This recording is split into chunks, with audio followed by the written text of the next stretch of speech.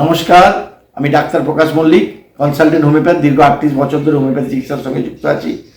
আজকে একটা কথা বলবো, সেটা হচ্ছে পেট ব্যথা।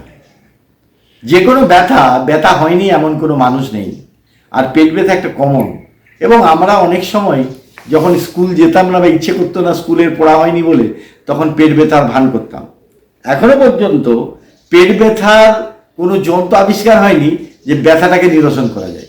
তাই পেট ব্যথা হচ্ছে একটা ফিলিংস, এবং সেই ব্যথাটা বলবে এবং অবশ্যই তার কারণ থাকে, কারণটা নির্ণয় করতে হবে। অ্যাকচুয়ালি আমরা যখন গ্রামে প্র্যাকটিস করতাম, খুব ডেঞ্জারাস। পেট ব্যথা কেন হচ্ছে? অনেক কারণে পেট ব্যথা হতে পারে।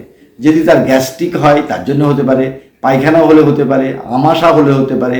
আমাশা আবার দুরকম, রক্ত আমাশা হলে বোঝা যাচ্ছে, আমাশা হলে হতে পারে, এবং অ্যাপেন্ডিসাইটিস হলে হতে পারে, এবং তার ফুড পয়জনিং হলে হতে পারে, এবং তার সঙ্গে প্যাঙ্কেটাইটিস হলে হতে পারে, এবং এইসব অনেক কারণ। এখন আমাদের শহরে যারা প্র্যাকটিস করি, আমার কাছে এখন যারা আসে তারা সোনোগ্রাফি করে নিয়ে চলে আসে, তার জন্য কোনো অসুবিধা হয় না। কিন্তু প্রথম জীবনে আমাদের কিন্তু খুব অসুবিধা হতো, এবং সেই জন্যে পেট ব্যথা একটা ইভিনিং কলিক, বাচ্চাদের ক্ষেত্রে একটা ইভিনিং কলিক হয়, এবং সেটা কিন্তু অন্ধকারের জন্য হয়। অর্থাৎ অন্ধকার বাচ্চা সহ্য করতে পারছে না বলে তার মানসিক অবস্থায় একটা কলিক ফিল হয়। কলিক মানে সেটাকে বলে ইভিনিং কলিক, এবং সেটা কিন্তু সহজেই ভালো হয়ে যেতে পারে।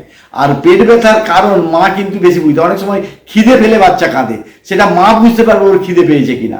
এবং আরও সময় বমি হলে পেট ব্যথা হতে, অর্থাৎ তার যদি গ্যাস্ট্রোএন্টারাইটিস হয়, সেই জন্য আমাদের হোমিওপ্যাথি ওষুধ আছে।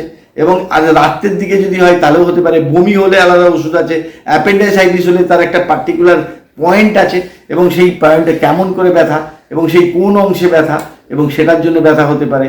এবং এই ব্যথাগুলো দেখে আমরা যদি হোমিওপ্যাথি চিকিৎসা করতে পারি, এবং বাচ্চা হোমিওপ্যাথি ওষুধ খেতে ভালোবাসে, এবং সেই কারণেই যদি ব্যথা সহজে চলে যায়, অনেক সময় তার ওষুধ খাওয়াতে হয় না, একটু জল খাওয়ালে হতে পারে, এবং এই জলটা খাওয়ালে অনেক সময় ঠিক হয়ে যেতে পারে। অনেক সময় কৃমির জন্য পেট ব্যথা হতে পারে, অবশ্য তার সঙ্গে পায়ুতে একটা চুলকানি থাকবে, এবং সেইগুলো যদি করা যায় তাহলে হোমিওপ্যাথি চিকিৎসার ক্ষেত্রে কিন্তু বিরাট কার্যকরী। আর একটা জ্ঞানে কাঁদা হলে আলাদা। কানে যদি তার কোনো ইনফ্লামেশন হয়, কানে যদি তার পুজ হয়, তাহলেও তার কানে ব্যথা হতে পারে। অর্থাৎ ব্যথা সে কী হচ্ছে, কেন হচ্ছে দেখে, কারণ, লক্ষণ এবং মায়াজান মিলিয়ে যদি আমরা কানে ব্যথা বা পেটের ব্যথার ক্ষেত্রে ওষুধ দিয়ে থাকি, তাহলে ব্যথা নিরসন কিন্তু বাচ্চার ক্ষেত্রে খুব একটা সমস্যা নয়। এবং হোমিওপ্যাথি ওষুধ খেতে বাচ্চারা ভালোবাসে, এবং সেই জন্যে আমরা তাকে তিতো ওষুধ খাওয়ানোর প্রয়োজন নেই, এবং তার সঙ্গে সঙ্গে তার একটু হাঁটা চলা, এবং আজকাল যে মানে মোবাইল ফোনটা বেশি না দেখা, একটু হাঁটাচলা করা, আর একটু জল খাওয়ানো, এবং কনস্টিপেশন যদি হয় তার জন্যও কিন্তু পায়খানা হতে পারে। অনেক সময় দেখেছি যে বাচ্চারা আনন্যাচারাল ক্রেভিংস মানে অনেকে দেখবেন, আমার কাছে একটা পেশেন্ট এসেছিল, ভদ্র মহিলা, বড়, এবং তিনি ঘুটে পাস খেতেন। তার ছেলেরা হচ্ছে বোম্বেতে সোনার ব্যবসায়ী, বললো আমাকে না ঘুটে পাস নিয়ে যেতে হয় এখান থেকে। ঘুটে পাস তার মানে অনেকে চাল খায়, অনেকে কাঁথের মাটি খায়, মাটির বাড়ির মাটি খায়, এবং এই যে unnatural cravings, that is alumina, এবং সে দিয়ে আমরা কিন্তু ভালো করতে পারি।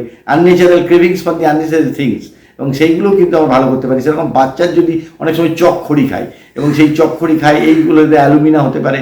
এবং অ্যালুমেন বলে একটা ওষুধ আছে কনস্টিপেশনের জন্য, ম্যাকপস আছে, ওষুধ খেতে পারেন। এবং সেই কনস্টিপেশনটা যাতে না হয় তার জন্য অবশ্যই জল খাওয়াতে হবে।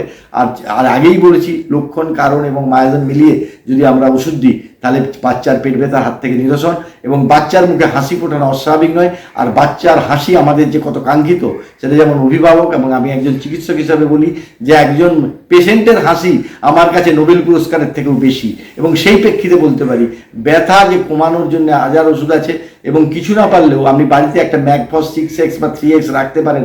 ম্যাকফস কিন্তু প্রিলিমিনারি খাওয়াতে পারেন, তাতে নিরসন হতে পারে। না হলে ডাক্তারের পরামর্শ অনুযায়ী ওষুধ খাওয়ালে এই পেট ব্যথার হাত থেকে বাচ্চাকে রক্ষা করাটা হোমিওপ্যাথি চিকিৎসার মাধ্যমে খুব সহজ একটা প্রক্রিয়া বলে আমার মনে করি।